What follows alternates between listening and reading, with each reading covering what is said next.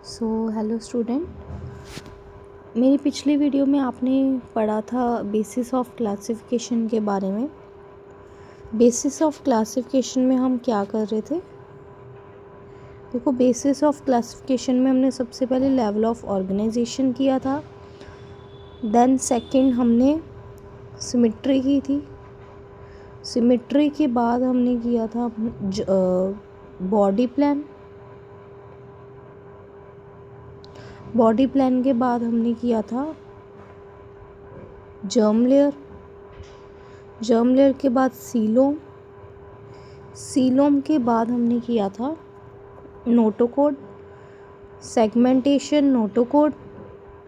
Then उसके बाद हमने रेस्पिरेशन, डाइजेशन, ट्रांसपिरेशन, सर्कुलेशन, जो भी है ये चारों चीज़ें हमने देखी थी कौन कौन से फाइला में पाई जाती है।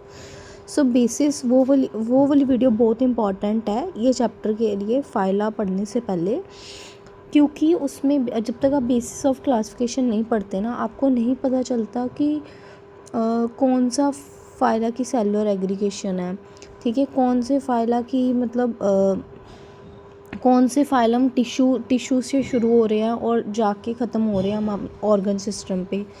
ये नहीं आपको चीज़ें पता चलती। अगर आप बेसिस ऑफ क्लासिफिकेशन पढ़ लेते हैं तो उसके बाद चीज़ें थोड़ी सिंपल हो जाती हैं। जैसे आगे हम पढ़ेंगे, हमने ना मेन टॉपिक है जनरल कैरेक्टरिस्टिक्स। जनरल कैरेक्टरिस्टिक्स आपके ना क्लियर हो जाते हैं जब आप बेसिस ऑफ क्लासिफिकेशन पढ़ लेते हैं, तो इसलिए वो बहुत इंपॉर्टेंट है। ठीक है, तो आज हम करेंगे अपना फाइलम करेंगे। सबसे पहले हम करेंगे अपना पॉरीफेरा। ये देखिए पॉरीफेरा। पॉरीफेरा को हम जोन सा है वो पोर बियरर भी कहते हैं। पोर बियरर क्यों कहते हैं? क्योंकि ना इनका ना ऐसे वाला ना डायग्राम होता है, मतलब इनका जैसे ना आप एनसीईआरटी में देखेंगे इनमें ना पोर्स होते हैं, पोर्स पाए जाते हैं। वो पोर्स का क्या रोल होता है वो भी मैं आपको बताऊँगी आगे। ठीक है, हम पूरा सा एक बेसिक मतलब जो एनसीईआरटी में नहीं होगा वो डायग्राम, वो मैं अपने आप बनाऊँगी, आपको बताऊँगी। ठीक है, उसके लेबल भी करेंगे हम, जिससे आपको क्लियर हो जाएगा पॉरीफेरा। ठीक है, फाइलम। तो ये मैंने आपको बता दिया। इसको हम पोर बियरर क्यों कहते हैं? क्योंकि पोर बियरर इसलिए कहते हैं क्योंकि इसमें से पोर्स होते हैं, इतने मिनट पोर्स होते हैं, इतने ज़्यादा होते हैं कि वो काउंटलेस हो जाते हैं, मतलब काउंट नहीं कर सकते उसको, इसलिए पोर बियरर। और इसको ना हम स्पॉन्जिस भी कहते हैं। देखिए स्पॉन्जिस हम क्यों कहते हैं? स्पॉन्जिस हम इसलिए कहते हैं क्योंकि ये बहुत सॉफ्ट होते हैं, ये बहुत सॉफ्ट होते हैं। ठीक है, कंप्रेसिबल होते हैं, कंप्रेसिबल होते हैं, इसलिए हम इनको स्पॉन्जिस भी कहते हैं। ठीक है, ओके। इसके बाद देखिए यहाँ पर क्या लिखा हुआ है। यहाँ पर क्या लिखा हुआ है कि इनकी जोन सी है सेलुलर एग्रीगेशन होती है, और इनमें क्या होता है वाटर ड्राइवन फिजियोलॉजी, मतलब इनमें वाटर कैनाल सिस्टम होता है। इसमें वाटर कैनाल सिस्टम होता है ट्रांसपिरेशन करने के लिए, रेस्पिरेशन करने के लिए, डाइजेशन करने के लिए और सर्कुलेशन करने के लिए। सेकंड हम चलते हैं सीलन ट्रेटा पर। ये सिर्फ ओवरव्यू है, आगे एक एक करके हम सारे फाइल डिटेल में पढ़ने वाले हैं। ठीक है, सेकंड हम चलते हैं सीलन ट्रेटा पर। सीलन ट्रेटा को हम नाइडेरियन क्यों कहते हैं? इनको हम नाइडेरियन इसलिए कहते हैं क्योंकि इनके पास नाइडोब्लास्ट होता है या नाइडोसाइट्स। नाइडोसाइट्स और नाइडोब्लास्ट एक ही चीज़ है। नाइडोब्लास्ट, नाइडोसाइट्स मतलब ये होते हैं स्टिंगिंग सेल्स, ये होते हैं स्टिंगिंग सेल्स। ठीक है, स्टिंगिंग सेल्स। ठीक है, तो सीलन ट्रेटा को हम नाइडेरियंस इसलिए कहते हैं क्योंकि इनके पास होते हैं स्टिंगिंग सेल्स। स्टिंगिंग सेल्स होते हैं इनके पास, जिसको हम नाम देते हैं नाइडोब्लास्ट या नाइडोसाइट्स। ठीक है, या नाइडोसाइट्स। क्लियर है?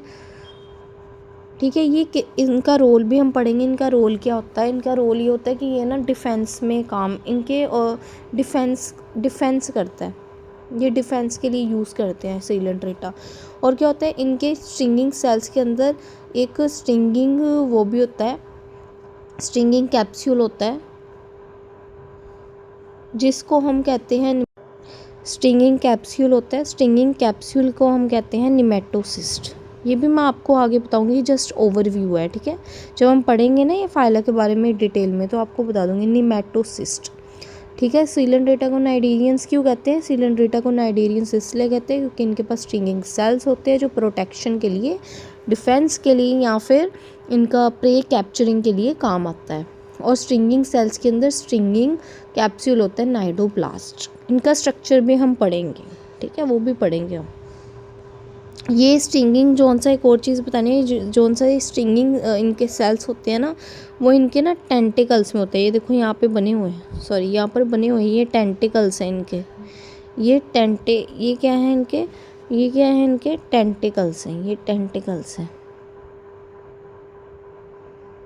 ये टेंटिकल्स में ही क्या होते हैं? स्ट्रिंगिंग सेल्स या स्ट्रिंगिंग टिश्यूज़, जो मर्जी बोल रहा हूँ, क्योंकि है तो ये टिश्यू का बना हुआ ना, इसलिए यहाँ पर लिखा है। Their emergence of true tissue blind sac body plan. इनका देखो हमने पढ़ा था, इनका ब्लाइंड सैक बॉडी प्लान होता है, मतलब इनकी सिर्फ वन ओपनिंग होती है, सिर्फ ओनली वन ओपनिंग होती है इनकी, सिंगल ओपनिंग, जहाँ से फूड अंदर भी जा रहा है और एक्सक्रीशन हो रहा है, मतलब वेस्ट मटीरियल बाहर निकल रहा है एक ही ओपनिंग से, ठीक है। फिर उसके बाद हम करते हैं टीनोफोरा। ये देखिए टीनोफोरा, टीनोफोरा को हम क्या कहते हैं? टीनोफोरा को हम सी वॉलनट्स कहते हैं, ठीक है। सी वॉलनट्स इसलिए कहते हैं क्योंकि इनमें क्या होती हैं? कॉम्प्लेट्स होती हैं, इनमें कॉम्प्लेट्स होती हैं ऐसे। ये देखिए इनका स्ट्रक्चर ना ऐसे होता है, जो लोकोमोशन में काम करती है। अच्छे से बना देती हूँ ऐसे, वैसे तो हम आगे बनाएंगे, कोई बात नहीं। 1 2 3 4 5 6 7 और ये 8 होती हैं, 8 कॉम्प्लेट्स होती हैं इनमें, ठीक है। 8 कॉम्प्लेट्स होती हैं, 8 कॉम्प्लेट्स होती हैं जो लोकोमोशन में मदद करती हैं हमारे, जो क्या करती हैं? लोकोमोशन में मदद करती हैं, लोकोमोशन में मदद करती हैं इनके लोकोमोशन में। ऐसे इनमें ऐसा स्ट्रक्चर होता है कुछ, एनसीईआरटी में ऐसे ही बना हुआ है, ठीक है, हम देखेंगे, कोई बात नहीं। और इनकी एक और स्पेशल प्रॉपर्टी होती है बायोल्यूमिनेसेंस। बायोल्यूमिनेसेंस मतलब कि जुगनू की तरह चमकते हैं, ठीक है, जुगनू की तरह क्या करते हैं? चमकते हैं रात के टाइम। तो ये इनकी स्पेशल प्रॉपर्टी है। सी वॉलनट्स क्यों कहते हैं, इनको पता चल गया, ठीक है। तो ये था हमारा फर्स्ट पेज, जिसमें हमने पॉरीफेरा, सीलेंट्रेटा एंड टीनोफोरा के बारे में एक बेसिक इंट्रोडक्शन ली।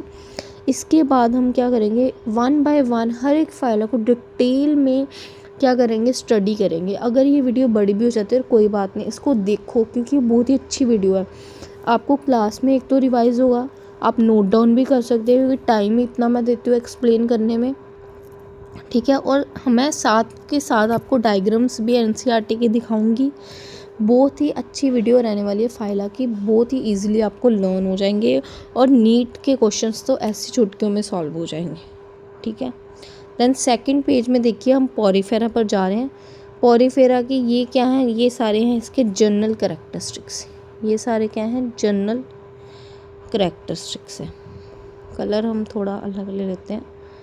जनरल कैरेक्टरिस्टिक्स हैं,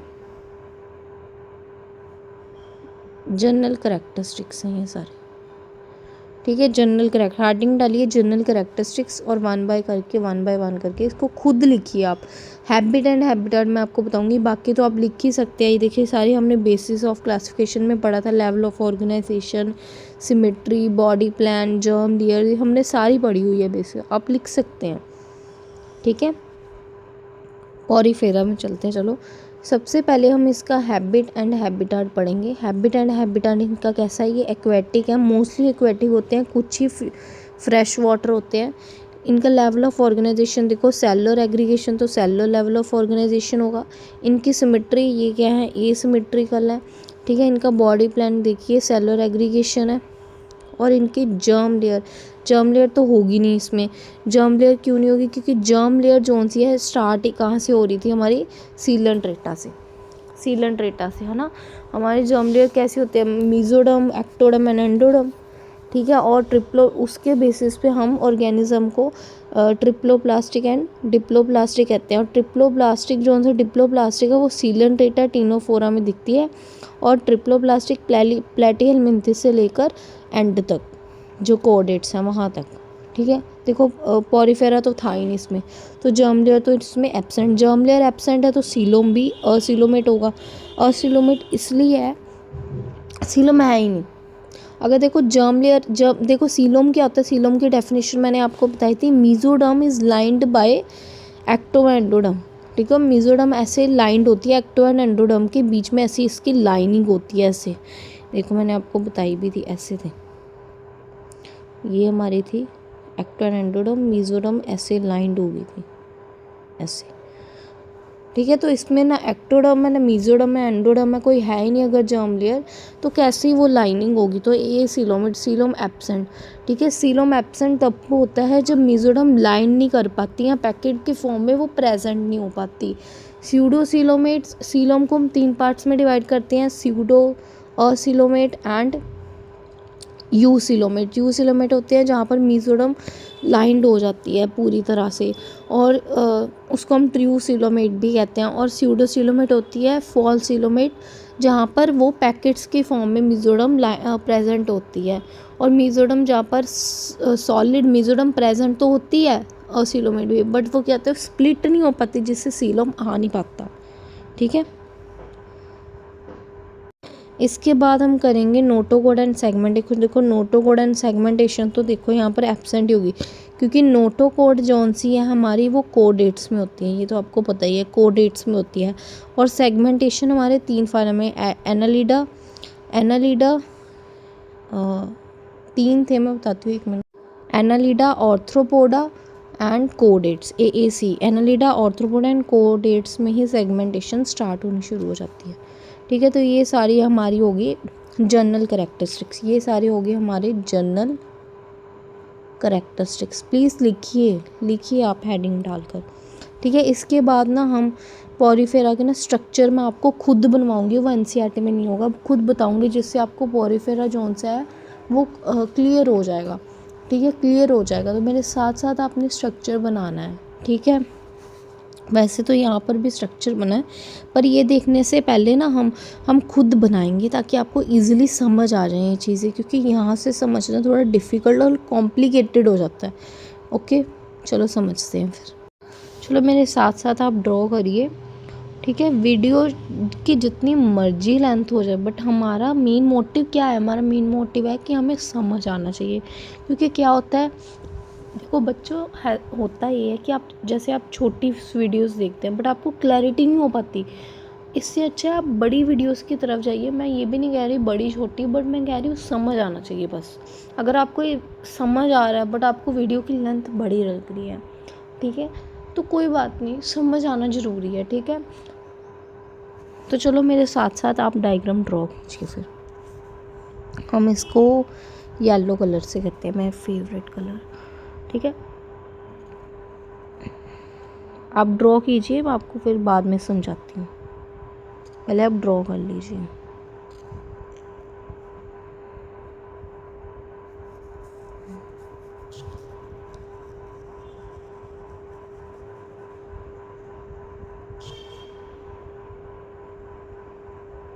पेंसिल से कीजिए, क्योंकि क्या होता है कई बार मिस्टेक हो जाती है ना, तो मुझे ना इरेज करना पड़ता है। ठीक है, इसलिए पेंसिल से कीजिए आप। वैसे तो एक ये रफ डायग्राम ही है, इसको हम ना थोड़ा अलग कलर से बनाते हैं ताकि इजी हो जाए फिर समझना। ठीक है, इसको एक अलग कलर से बनाते हैं, रेड ले लेते हैं।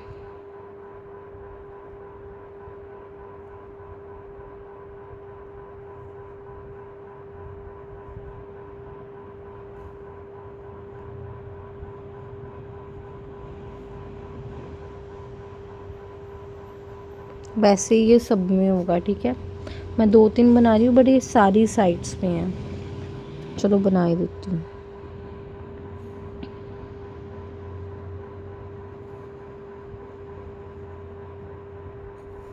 ये तो मैंने बहुत ही कम छोटा बनाया है, वैसे ये बहुत ही इसके ना मतलब इतने ज़्यादा इसके पोर्स होते हैं ना, हम वो काउंटलेस होते हैं। देखिए ये होते हैं इसके पोर्स, मैं आपको बताती हूँ, ये होते हैं, ये इसके पोर्स हैं। ओके, इसलिए हम इसको क्या कहते हैं, पोर बियरर कहते हैं, इसलिए हम इसको पोर बियरर कहते हैं। तो ये इसके पोर्स हैं, और इनको हम एक नाम भी दे देते हैं इन पोर्स को, ऑस्ट्रिया। ठीक है। ऑस्ट्रिया क्या होता है? ऑस्ट्रिया होता है जहाँ से वाटर की एंट्री होती है, इनके अंदर वाटर जाता है। वाटर कैसे जाता है? ऑस्ट्रिया से जाता है। वाटर कैसे जा रहा है? ऑस्ट्रिया से जा रहा है। एंट्री हो रही है वाटर की, एंट्री हो रही है वाटर की ऑस्ट्रिया से। ये है ऑस्क्यूलम, और यहाँ से वाटर की एग्ज़िट हो रही है। क्या हो रहा है? वाटर एग्ज़िट हो रहा है यहाँ से। ओके, सो ये आ सकता है नीट में क्वेश्चन कि वाटर की एंट्री कहाँ से होती है फाइलम पॉरीफेरा में, और वाटर की एग्ज़िट कहाँ से होती है। वाटर की एंट्री होती है ऑस्ट्रिया से, वाटर की एग्ज़िट होती है ऑस्क्यूलम से। ठीक है। और ये क्या चीज़ है? ये क्या है? ये क्या चीज़ है? ये पढ़ते हैं, ये ना कॉलर सेल्स होते हैं। ये क्या होते हैं? Collar sales. COLLAR लिख लीजिए, अगर नहीं भी समझ आ रही स्पेलिंग मैं बोल रही हूँ। CO, चलो यहाँ अलग पेंसिल लिख लेते हैं। COLLAR कॉलर सेल्स हम इनको कहते हैं। यहाँ कहते हैं क्वेनोसाइट्स। यहाँ क्या कहते हैं? क्वेनोसाइट्स। ठीक है, क्वेनोसाइट्स कहते हैं या फिर कॉलर सेल्स कहते हैं। और ये क्या होते हैं? फ्लैजिलेटेड होते हैं। मैं पहले ही बता दूँ, ये फ्लैजिलेटेड क्यों होते हैं? ये भी एक रीज़न है, क्योंकि देखो वाटर जा रहा है अंदर, तो अगर वाटर अंदर जा रहा है तो वाटर की मूवमेंट कैसे होगी? इन सेल्स की वजह। फ्लैजिला है, फ्लैजिला मूवमेंट में हेल्प करता है। वाटर की मूवमेंट करानी क्यों है? एक्सक्रीशन, रेस्पिरेशन, डाइजेशन के लिए करानी है हमने वाटर की मूवमेंट, और क्यों करानी है? ठीक है, समझ आ गया इनका रोल समझ आ गया इन सेल्स का। ये इम्पॉर्टेंट है। बस एक और चीज़ है कि इनकी ये जोन सी अंदर, ये जोन सी हमारी है ना, ये सारी खाली स्पेस, इसको हम कहते हैं स्पोंजोसील। क्या कहते हैं? स्पोंजोसील। स्पेलिंग बोल रही हूँ, SPONGOCOEL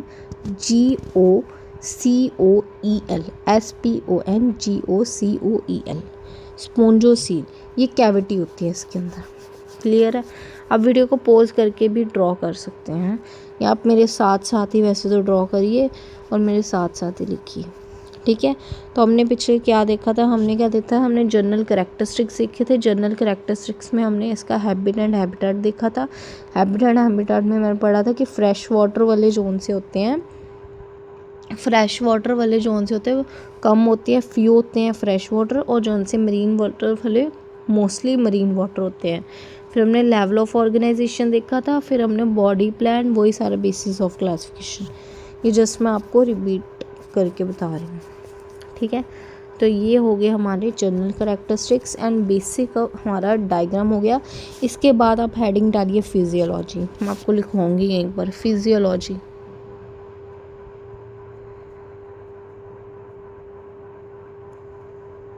फिजियोलॉजी फिजियोलॉजी में देखिए आप ऐसे फर्स्ट पॉइंट लिखिए, डाइजेशन, रेस्पिरेशन, स्पेलिंग आती होगी, इतने तो बड़े हैं, एक्सक्रीशन एंड सर्कुलेशन।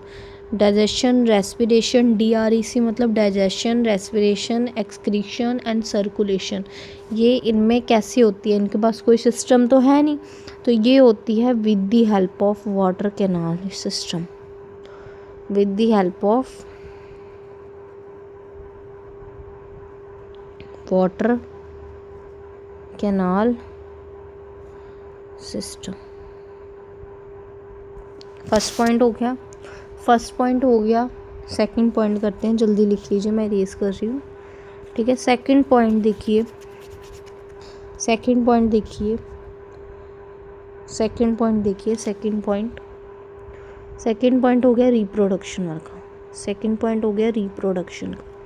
देखिए रिप्रोडक्शन ना इनमें सेक्सुअली भी होती है और एसेक्सुअली भी होती है। सेक्सुअली भी होती है, एसेक्सुअली भी होती है। सेक्सुअली क्या होता है? ये गैमीट फॉर्म करते हैं। एसेक्सुअली फ्रेगमेंटेशन होती है। एसेक्सुअली क्या होती है? फ्रेगमेंटेशन। और सेक्सुअली क्या करते हैं? गैमीट फॉर्म करते हैं। अब इन गैमीट कैसे फॉर्म कैसे होता है? मतलब ये इनको हम ना हर्माफ्रोडाइट, इसको हम हर्माफ्रोडाइट,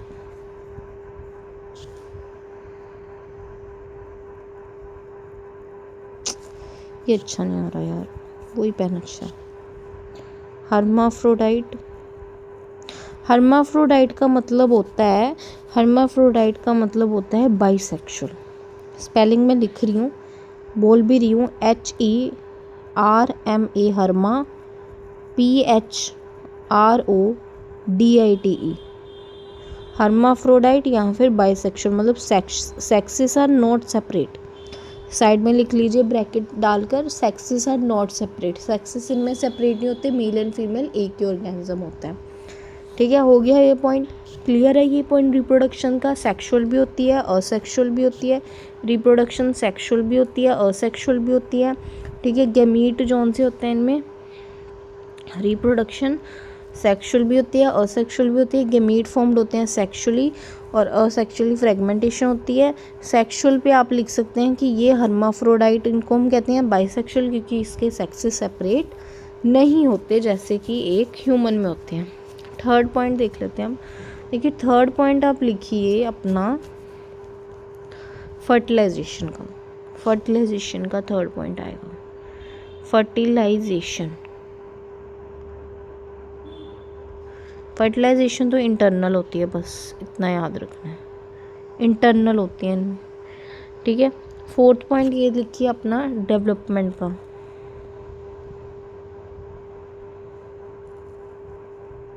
डेवलपमेंट इनमें इनडायरेक्ट होती है, मतलब लार्वा स्टेजेस आते हैं। इनडायरेक्ट मतलब लार्वा स्टेजेस आना, जैसे कि बटरफ्लाई में आते हैं।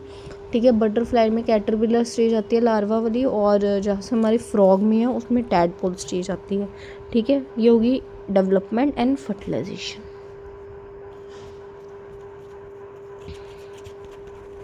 ये सारा हो गया हमारा। फिजियोलॉजी भी बता दी, जनरल करेक्टरिस्टिक्स भी बता दिए, एंड एक आपको डायग्राम भी बनवा दिया। अब इसकी एग्जांपल्स लिख लेते हैं, इसकी एग्जांपल्स लिख लेते हैं। देखिए इसकी एग्जांपल्स, पहली एग्जांपल आ गई हमारी साइकोन, जिसको हम ब्रैकेट में कहेंगे स्काइफा। एक सेकेंड, साइकोन,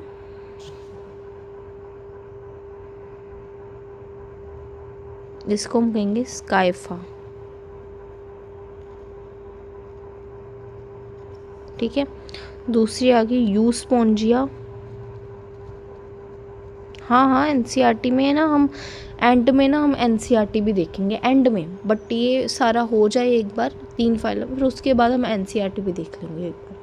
ठीक है, यूस्पोंजिया को हम बाथ स्पॉन्ज भी कहते हैं।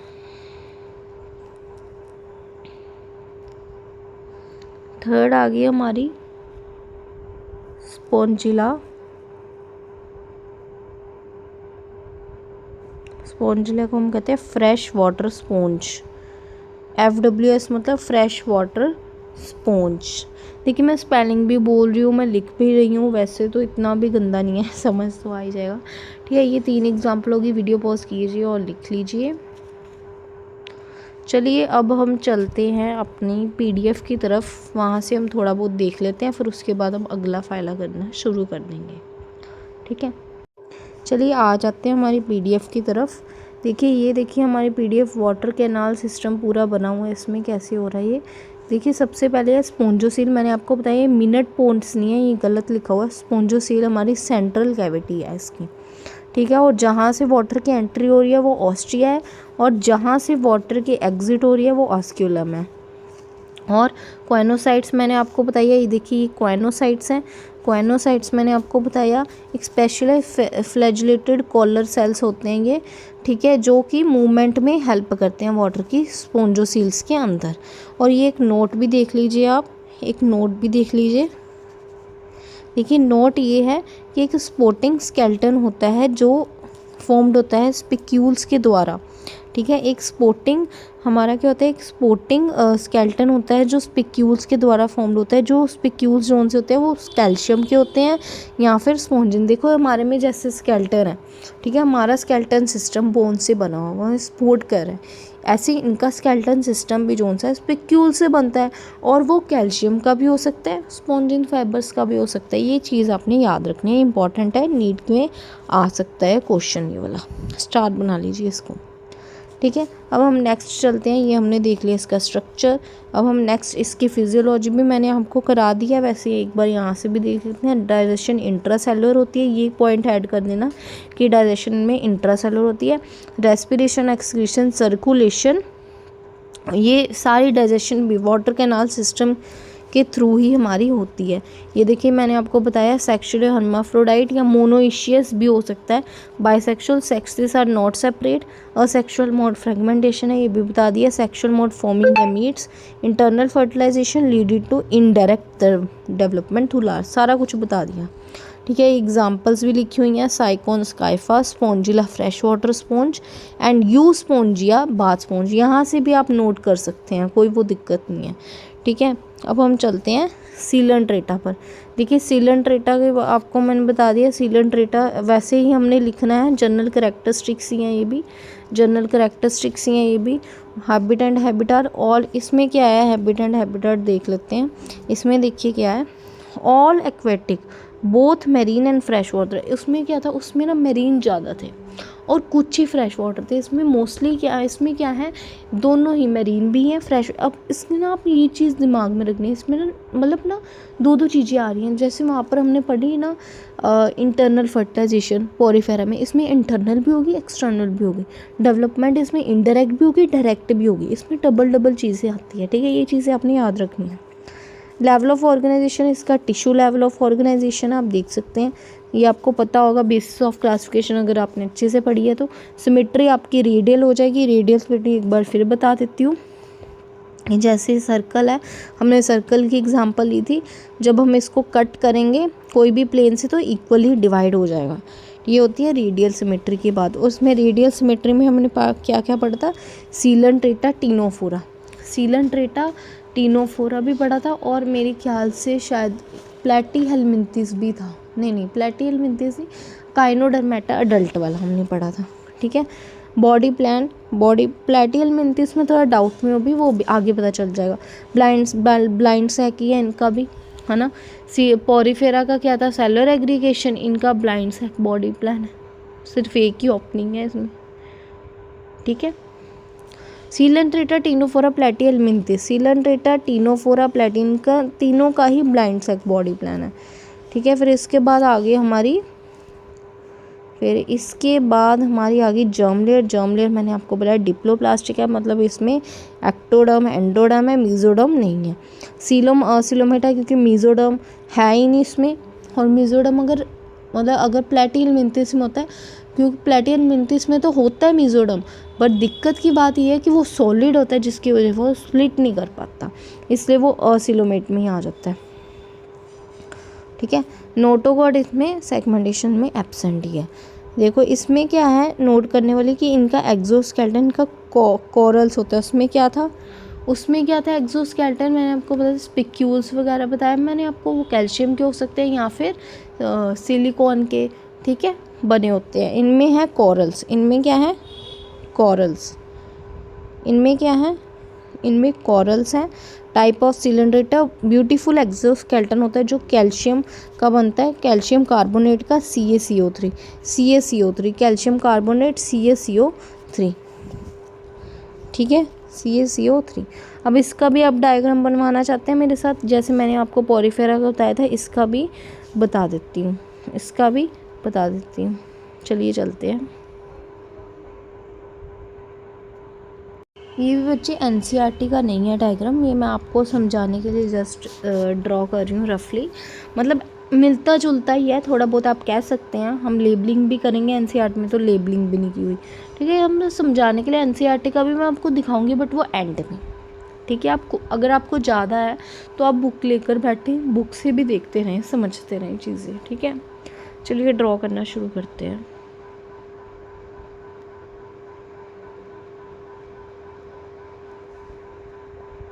गड़बड़ होगी थोड़ी, एक सेकेंड, चलिए स्टार्ट करते हैं फिर से।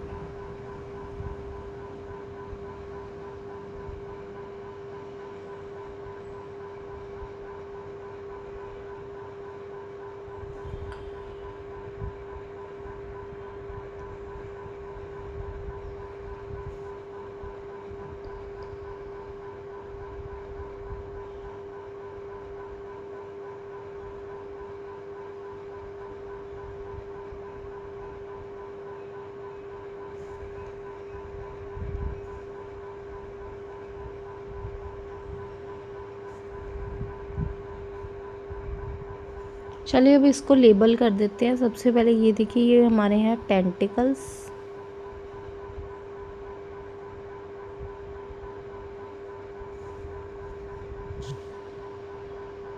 अच्छे से लिख देते हैं थोड़ा सा। ये हमारे हैं टेंटिकल्स,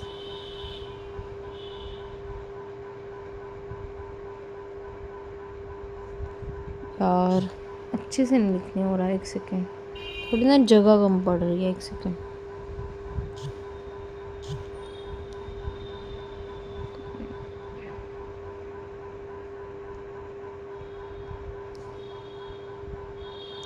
यहाँ पे लिख देते हैं, ये हमारे हैं टेंटिकल्स।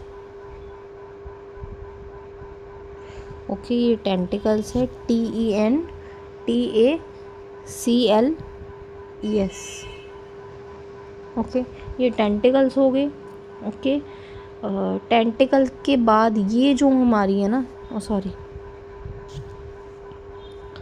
टेंटिकल्स के बाद जो हमारी ये है ना, ये कैविटी का नाम है गैस्ट्रोवास्कुलर कैविटी। GASTRO गैस्ट्रोवास्कुलर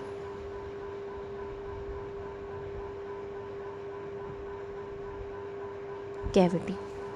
ये गैस्ट्रोवास्कुलर कैविटी होगी। और ये होगी हमारी गैस्ट्रोडर्मिस। ये हमारी होगी गैस्ट्रोडर्मिस। गैस्ट्रोडर्मिस के अंदर गैस्ट्रोवास्कुलर कैविटी, और ये हो गई हमारी गैस्ट्रोडर्मिस। और ये हमारी बार वाली जौन सी है ना, ये है हमारी मीजोग्लिया।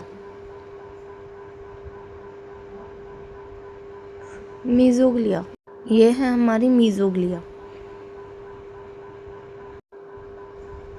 और ये है हमारी एपिडर्मिस।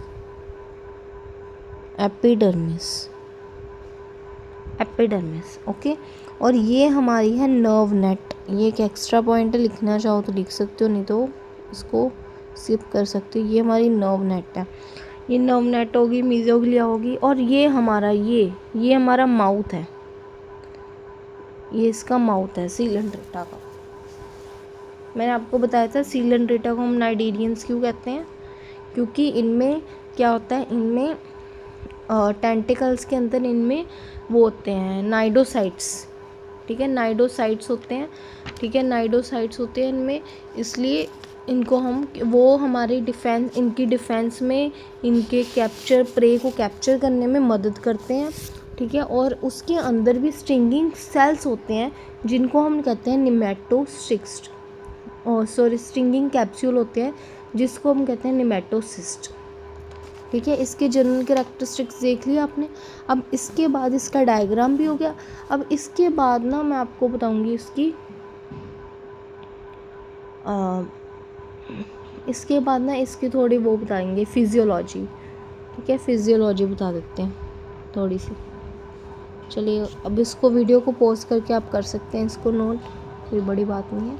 इसके बाद हम बता देते हैं आपको इसकी फिजियोलॉजी, देखिए इसकी और एक ना मेन चीज़ मैंने आपको बतानी है। एक मेन चीज़ मैं आपको वहाँ पर भी बताऊँगी PDF में। ठीक है, इनकी ना 2 फॉर्म होती हैं। ये ना 2 फॉर्म में एग्जिस्ट करते हैं सीलेंट्रेटा। एक होते हैं पॉलिप फॉर्म में और एक होते हैं हमारे मेड्यूसा फॉर्म में। वो मैं आपको बताऊंगी। जो पॉलिप फॉर्म होती है हमारी वो सिलेंड्रिकल होती है, वहाँ पर भी हम PDF में पढ़ेंगे। और ये हमारी मेड्यूसा फॉर्म हमारी अम्ब्रेला शेप्ड होती है, वहाँ पर भी पढ़ेंगे। और ये असेक्सुअल होती है, ये सेक्सुअल होती है। और ये जो सी है फ्री स्विमिंग नहीं होती, ये फ्री स्विमिंग होती है। और इसकी एग्जांपल आती है अडेम्सिया, ठीक है, जिसको हम सी एनिमोन भी कहते हैं, और हाइड्रा। ठीक है, इसकी एग्जांपल आती है यूरेलिया जेलीफिश। बताऊंगी वहाँ पर, अभी जस्ट रफ आइडिया दे दूँ। और इनमें एक स्पेशल प्रॉपर्टी होती है कि, और ये ना मतलब ये दोनों फॉर्म शो करते हैं, जिसको हम कहते हैं कई ऑर्गेनिज्म इसमें ऐसे होते हैं जो दोनों फॉर्म एग्जिस्ट करते हैं, और उसको हम कहते हैं ऑल्टरनेशन ऑफ जनरेशन। ठीक है, metagenesis. This alternation of generation जो दोनों some exist in both form showing alternation of generation known as metagenesis. ये लाइन है कि मतलब जो ऑर्गेनिज्म दोनों फॉर्म शो कर रहे हैं उनको हम कह रहे हैं कि मैं मेटाजेनेसिस कर रहे हैं, मतलब पॉलिप मेड्यूसा में कन्वर्ट हो रहे हैं, मेड्यूसा पॉलिप मेड्यूसा में असेक्सुअली कन्वर्ट होता है, और जो मेड्यूसा है पॉलिप में वो सेक्सुअली कन्वर्ट होता है, क्योंकि देखिए वो पॉलिप जो है असेक्सुअल है इसलिए वो मेड्यूसा में असेक्सुअली जाएगा, और ये सेक्सुअल है इसलिए ये सेक्सुअली जाएगा पॉलिप फॉर्म में। और इसकी एग्जांपल होती है जो ऑर्गेनिज्म ये शो करता है उसकी एग्जांपल होती है ओबीलिया। उसकी एग्जांपल क्या होती है? ओबीलिया होती है। ये हम सारा पढ़ेंगे, और फाइसीलिया भी, ठीक है। ये मैं आपको अभी पढ़ाती हूँ, मैंने आपको पढ़ाया नहीं अभी हम ना फिजियोलॉजी कर लेते हैं इसकी ना, सिंपल ना हम ना इसकी ना फिजियोलॉजी कर लेते हैं, जैसे हमने पीछे पॉरीफेरा की थी इसकी भी फिजियोलॉजी कर लेते हैं। देखिए इसकी फिजियोलॉजी भी वैसे ही इसमें डाइजेशन, रेस्पिरेशन, एक्सक्रीशन, सर्कुलेशन ये सारे सिस्टम एब्सेंट होते हैं। और ये याद रखनी है कि इसमें डाइजेशन जो सी है वो एक्स्ट्रा सेलुलर भी होती है और इंट्रा सेलुलर। मैंने आपको बताया उसमें कैसी हो रही थी, इंट्रा सेलुलर हो रही थी। इसमें डाइजेशन एक्स्ट्रा भी है और इंट्रा भी है, ठीक है। और इसमें ये भी होता है कि इनका माउथ जो सा है ना वो हाइपोस्टोम के ऊपर लोकेटेड होता है, हाइपोस्टोम के ऊपर लोकेटेड होता है। हाइपोस्टोम एक इनकी मैं आपको बताऊंगी हाइपोस्टोम क्या होता है, पीडीएफ से बताऊंगी। और इसके बाद सेकंड पॉइंट ये होगा कि इनमें रिप्रोडक्शन देखो, इनमें दो है, इनमें सेक्सुअली भी हो रही है, असेक्सुअल वहाँ पर भी हो रही थी। और ये है बात है कि वहाँ पर सेक्सुअली हमने देखा था कि हर्माफ्रोडाइट है, मतलब दोनों सेक्सेस जोन से है वो एक में ऑर्गेनिज्म ही है, सेक्सेस सेपरेट नहीं है। बट इसमें यूनिसेक्सुअल भी होते हैं, बाईसेक्सुअल भी होते हैं कई ऑर्गेनिज्म, यानी कि इसमें सेक्सेस सेपरेट मतलब कईयों के सेक्सेस सेपरेट होते हैं, कईयों के नहीं होते। और थर्ड पॉइंट है फर्टिलाइजेशन, इनमें इंटरनल भी होती है एक्सटर्नल भी होती है, ठीक है। दो चीज़ें आ रही हैं इनमें। डेवलपमेंट, फोर्थ पॉइंट है डेवलपमेंट इनमें डायरेक्ट भी होती है और इनडायरेक्ट भी होती है। ये अपनी चीज़ें याद रही तो वैसे ईजी है लर्न करना। और इसकी एग्जाम्पल्स भी मैं लिखवा देती हूँ, वैसे तो पीडीएफ में भी लिखी हैं एग्जाम्पल्स, हम पीडीएफ से देख लेते हैं, टाइम क्यों वेस्ट करना। ओके पीडीएफ से देख लेते हैं, आप नोट डाउन कर लेना। चलिए चलते हैं पीडीएफ में।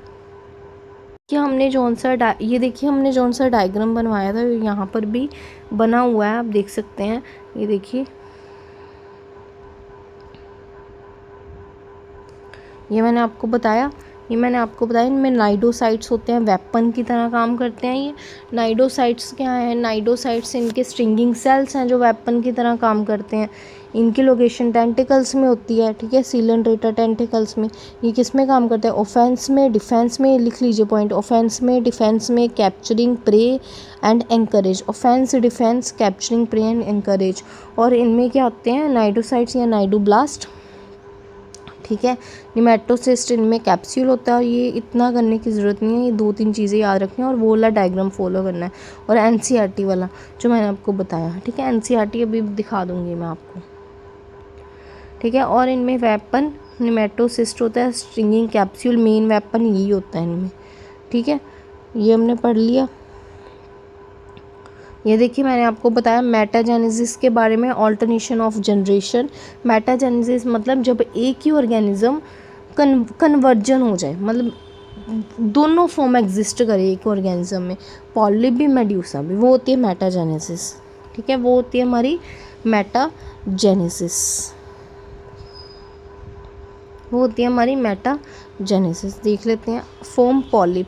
देखिए आप देख सकते हैं मैंने आपको जैसे बताया पॉलिप जोन सी आप देख सकते हैं ऐसी होती है, एनसीईआरटी में भी ऐसा ही बना है कुछ। सिलेंड्रिकल होती है, फ्री स्विमिंग नहीं होती, असेक्सुअल होती है। 3 पॉइंट लिख दीजिए, सिलेंड्रिकल होती है, फ्री स्विमिंग भी नहीं होती मतलब सेसाइल, नॉट फ्री स्विमिंग मतलब सेसाइल, और असेक्सुअल। एग्जाम्पल आ गई hydra, C anemone, एडेम्सिया and hydra, ठीक है, ये एग्जाम्पल आ गई। और ये आ गया हमारा सेकंड मेड्यूसा। देखिए मेड्यूसा भी आप देख सकते हैं, क्लोज करके दिखा रही हूँ आपको।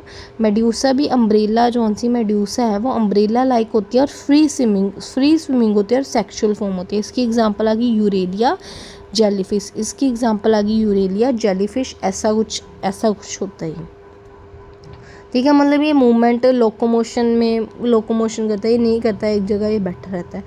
और ये भी है कि असेक्सुअल पॉलिप क्रिएट मतलब असेक्सुअली जोन सा है पॉलिप मेड्यूसा में जाता है और सेक्सुअली जोन सा है मेड्यूसा पॉलिप में जाता है। आप ऐसे याद रख सकते हैं कि क्या जोन सा पॉलिप था वो असेक्सुअल था इसलिए वो असेक्सुअली जा रहा है, जो मेड्यूसा था वो सेक्सुअल था इसलिए वो सेक्सुअली जा रहा है। और ये जोन से ये फीचर जिसके पास होता है मेटाजेनेसिस का, मतलब ये फीचर जिसके पास होता है उसकी एग्जांपल हम देख रहे हैं। उसकी एग्जांपल क्या है? See for exhibit both form, alternation of generation. ये हमने देख ली प्रॉपर्टीज़ की। आगे आ गया हमारा सीलेंट्रेटा। हमने क्या कर लिया? पॉरीफेरा कर लिया हमने, ये सॉरी सीलेंट्रेटा ही चल रहा है। इसके बाद हम टीनोफोरा करेंगे, ठीक है, टीनोफोरा करेंगे। इसके बाद गैस्ट्रोवेस्कुलर कैविटी मैंने आपको बता दिया, हाइपोस्टोम ये लोकेटेड होता है, the mouth is located here. तब मैंने आपको बताया ये भी माउथ इज़, गैस्ट्रोवेस्कुलर कैविटी भी बताया, ये भी बता दिया मैंने आपको। डाइजेशन देख लेते हैं, इनकी एक्स्ट्रा सेलुलर भी होती है, बताया आपको, इंट्रा सेलुलर भी होती है, दो चीज़ें। इसमें रेस्पिरेशन, एक्सक्रीशन, सर्कुलेशन के लिए कोई सिस्टम नहीं होते, तो उसमें देख लीजिए आप एब्सेंट, कोई सिस्टम नहीं है, ठीक है। रिप्रोडक्शन आप देख लीजिए, बहुत सेक्सुअल भी है, यूनिसेक्सुअल भी है, बाईसेक्सुअल भी है, सेक्सुअली और असेक्सुअल तो है ही।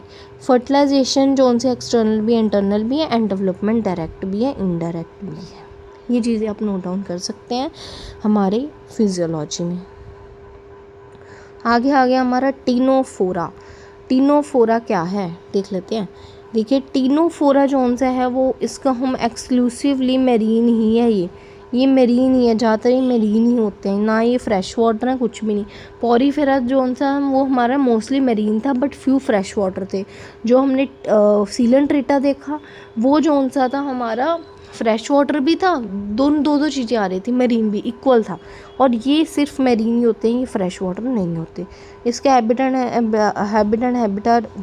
एक्सक्लूसिव मेरीन आ रहे हैं। लेवल ऑफ ऑर्गेनाइजेशन वही टिश्यू लेवल, ये भी radial, blind sac, body plan, germ layer, ये सारे आपको चीज़ें पता हैं। Coelom, acoelomate and segmentation, notochord absent, ठीक है। इसके बाद देख लीजिए, इसका भी डायग्राम मैं आपको बनवाती हूँ मैं अभी, ठीक है। चलो बनाते हैं इसका भी डायग्राम, क्लियर हो जाता है ना, डायग्राम से ये होता है ना बच्चे, चीज़ें क्लियर हो जाती हैं, ठीक है। बना देते हैं एक बार, कोई बात नहीं। चलिए इसका भी डायग्राम हम बना लेते हैं टीनोफोरा का। ओके, टीनोफोरा का डायग्राम देख लेते हैं। हेडिंग डालिए टीनोफोरा। जनरल कैरेक्टरिस्टिक्स आपने लिखे होंगे ना, उसके नीचे आप बनाइए मेरे साथ।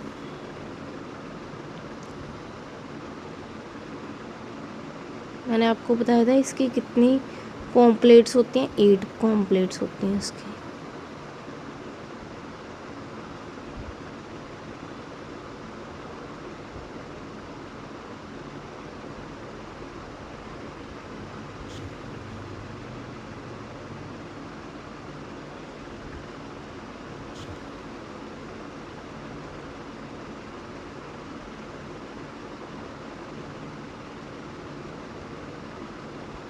अभी 7 हुई हैं, ये आ नहीं पाई कम्प्लीटली, हम थोड़ा बड़ा बना लेते हैं, ठीक है।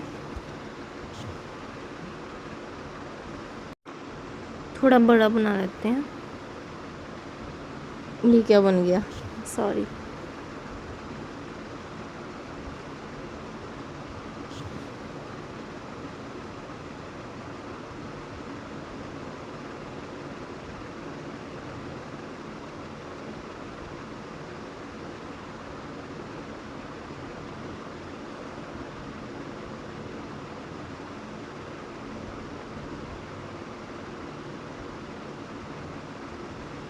ठीक है, ये 8 कॉम्प्लेट्स आ गए इसकी। चलो यार, बच्चे समझने में ज़्यादा ध्यान देते हैं।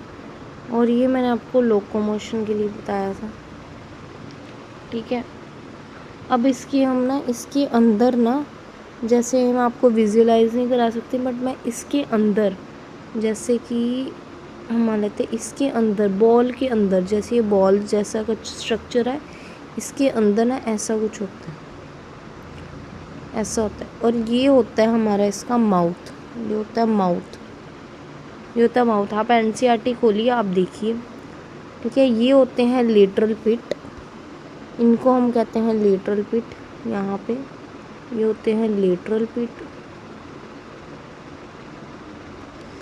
ठीक है। और ये होता है हमारा ऐसे, इसके बीच में भी ना एक ऐसा सा स्ट्रक्चर बना होता है, जैसे ये ऐसा सा, ये ठीक है। इसको हम बोलते हैं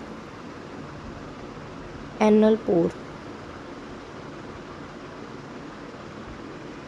एनल पोर। और ये होते हैं सिलिएटेड कॉम्प्लेट्स, ये जो मैंने बताया ना 8 कॉम्प्लेट्स, ये होती हैं 8 सिलिएटेड कॉम्प्लेट्स।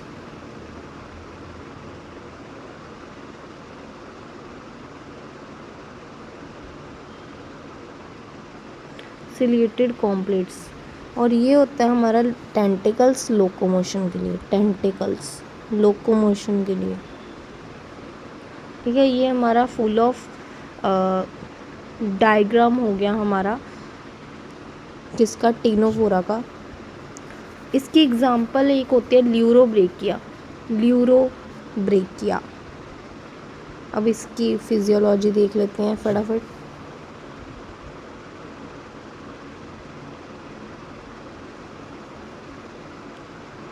फिजियोलॉजी वही आ गया, digestion, respiration, excretion, circulation.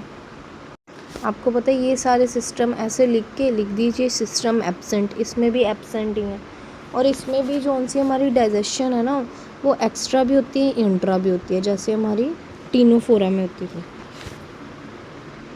Sorry जैसे हमारी सीलेंट्रेटा में होती थी, ये हम टीनोफोरा ही पढ़ रहे हैं ना। इनमें रिप्रोडक्शन, सेकंड पॉइंट लिखिए रिप्रोडक्शन का। रिप्रोडक्शन इनमें जो सी है ये सेक्सुअल होती है, सिर्फ सेक्सुअल होती है और सेक्सुअल नहीं होती। और सेक्सुअल में भी ये होते हैं हर्माफ्रोडाइट, एच से हर्माफ्रोडाइट, स्पेलिंग में आपको बता दी हुई है मैंने। फर्टिलाइजेशन इनमें एक्सटर्नल फर्टिलाइजेशन होती है, कैसे होती है, ई से मतलब एक्सटर्नल फर्टिलाइजेशन होती है इनमें, एक्सटर्नल फर्टिलाइजेशन। और डेवलपमेंट ये पॉइंट लिख लीजिए। फिर इसके बाद हम लिखते हैं डेवलपमेंट, और एग्जाम्पल भी लिख लेते हैं, एक ही एग्जाम्पल है इसमें, ज़्यादा नहीं है, 2 ही है, ठीक है। फोर्थ पॉइंट में हम लिख लेते हैं डेवलपमेंट होगी इनडायरेक्ट डेवलपमेंट, इनडायरेक्ट डेवलपमेंट होती है जैसे पोरीफेरा में।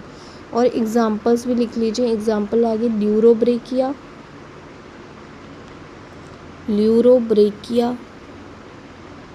And Ctenoplana, Pleurobrachia and Ctenoplanas. Pleuro PLEUROBRACHIA,